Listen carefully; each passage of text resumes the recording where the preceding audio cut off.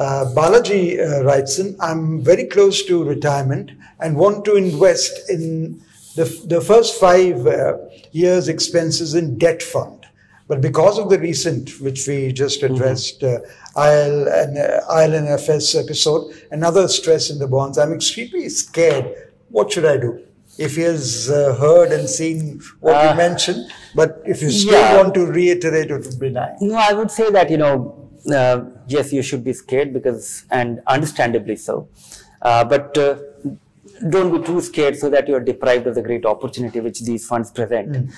Being scared will not translate it to anything meaningful. The way you can actually deal with your fear in some other manner, in some methodical manner, create a ladder. The money which you are likely to need for next 3 months or 6 months, keep it in the bank. Put it in a savings linked deposit so that you can take the money out anytime. And it will get you, 2.5% less than the bond fund, which is good enough. So for next 6 months money, and try and keep it like that. The remaining money, which you 4.5 years, because you want to have 5 years money in fixed income.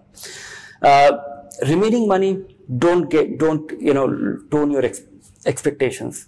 Don't choose your fund only based on performance.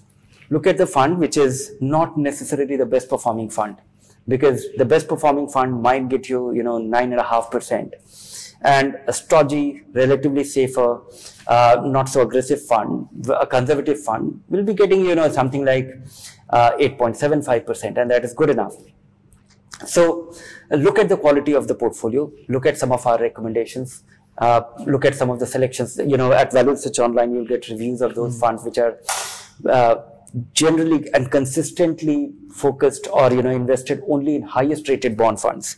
ILNFS was also it's something to be scared of, but I would say that it was liquid funds. One liquid fund had it, some other funds had it, but they, as I was saying, that don't lose the sense of proportion.